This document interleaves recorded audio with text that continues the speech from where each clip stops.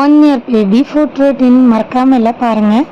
Welcome to Dhanya YouTube channel. இன்றைக்கி என்ன பார்க்க போகிறோம்னா, தன்யாவுக்கு காலையில் என்ன கொடுத்தோம் அப்படிங்கிறது பார்க்கலாம். காலையில் நான் தன்யாவுக்கு வந்து கோதுமை ரவை தான் செஞ்சு கொடுத்துருக்கேன் பாலில். நீங்கள் வந்து உங்கள் குழந்தைக்கு தண்ணியில் செய்கிறதுனாலும் செய்யலாம். நான் பசும்பால் வந்து இப்போ 1 வீக்காக தான் ஸ்டார்ட் பண்ணியிருக்கேன். 1 வயசு 2 மாதம் ஆக போகுது. இப்போ தான் நான் ஸ்டார்ட் பண்ணியிருக்கேன் பசும்பால். அதுவும் ரொம்ப கம்மியான குவான்டிட்டி, அவ்வளோதான் குடிக்கிறா. சரி, அதனால் இப்போ கொஞ்சம் கொஞ்சமாக ஆரம்பிக்கலாம். ரொம்ப சின்ன பால் டப்பாவில், அதுவும் ஒரு டப்பா கூட குடிக்க மாட்டேங்கிறா. அதில் தான் ஆரம்பிச்சிருக்கேன். பசும்பாலில் தான் இன்றைக்கி ரவை கிண்டி தரப்போகிறோம். நான் வந்து கையிலேயே கேமரா பிடிக்கல, ஸ்டாண்டில் தான் வச்சுருந்தேன். அதனால் காவாசி தான் தெரியுது, அட்ஜஸ்ட் பண்ணிக்கோங்க. ஆனால் இதில் நல்ல ஹெல்த் பெனிஃபிட் இருக்குது. இதோட இன்னுமே பெனிஃபிட்ஸ்னு நான் நாளைக்கு ஷார்ட்ஸில் போடுவேன். இன்றைக்கி பாருங்கள், கோதுமை ரவையை நல்லா வறுத்து எடுத்துட்டேன். பசும்பால் வந்து நான் ஒரு சின்ன, அதான் ரொம்ப கம்மியாக தானே குடிக்கிறேன், அதனால சின்ன பாட்டிலில் மட்டும் பசும்பால் கிடச்சோன்னே எடுத்து வச்சுருவேன். அவளுக்கு வேணுங்கும் போது காய்ச்சி கொடுப்பேன்.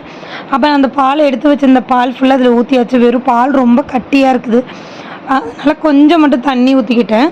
இல்லைன்னா நீங்கள் கொடுக்கும் போது எப்பயுமே பாலில் வந்து கொஞ்சம் தண்ணி ஊற்றி தான் கொடுக்கணும். அப்படியே பால் குழந்தைங்களுக்கு ஸ்டார்டிங் ஸ்டேஜில் கொடுக்கவே கூடாது.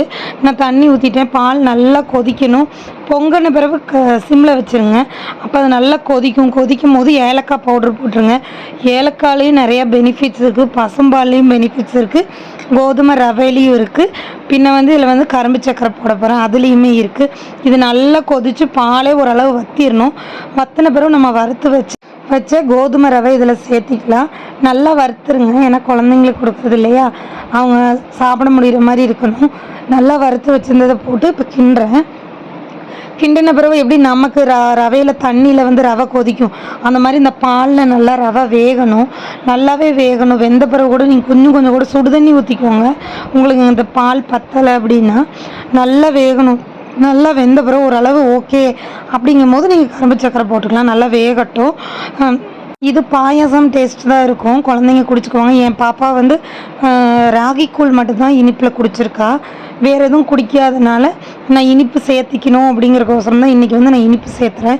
புளிப்பு இனிப்பு அவள் இன்னுமே சேர்த்திக்கல, அதனால் இனிப்பாக ஏதாவது கொடுத்தா ஒரு மாதிரி திகட்டுற மாதிரி பண்ணுறான், ராகி கூழ் தவிர. அதனால தான் நான் இனிப்பில் இன்றைக்கி செஞ்சு கொடுக்குறேன். ஓகே, இப்போ இந்தளவு வந்துருச்சு, பால் பிரிஞ்சு வருது பாருங்கள். ஆனாலும் இன்னும் கொஞ்சம் கிண்டிட்டு கரும்பு சக்கரை போட்டுக்கோங்க. நான் 2 ஸ்பூன் கரும்பு சக்கரை போட்டேன். இது ரொம்ப சின்ன ஸ்பூனு, ஜூமில் உங்களுக்கு பெருசாக தெரியும். கரும்பு சக்கரை போட்டு நல்லா எல்லா ரவையிலையும் மிக்ஸ் ஆகிற அளவுக்கு நல்லாவே கிண்டி விட்டுட்டு நீங்கள் அடுப்பை ஆஃப் பண்ணிக்கலாம். இந்தளவு வந்தோன்னே நீங்கள் அடுப்பை ஆஃப் பண்ணிட்டீங்கன்னா கரெக்டாக இருக்கும். ஒரு 2 நிமிஷத்தில் கட்டி ஆயிரும் இல்லையா, அதனால் லைட்டாக கொலன்னு இருக்கும் போதே ஆஃப் பண்ணிக்கலாம். ஏன்னா பால் நிறையா இருக்குது இல்லையா, அதில் நல்லா வெந்திருக்கும். பாப்பாவுக்கு ஊற்றியாச்சு. பாப்பா வந்து இது கொஞ்சம் கூட மிச்சம் வைக்காமல் சாப்பிட்டா. நான் எல்லா ஃபுட்டும் மிச்சம் வைக்காமப்பா, நான் மிச்சம் வைக்க மாட்டேங்கிறான்னு நான் எல்லா வீடியோலையும் சொல்ல மாட்டேன், ஒரு சில வீடியோவில் சொல்லுவேன்.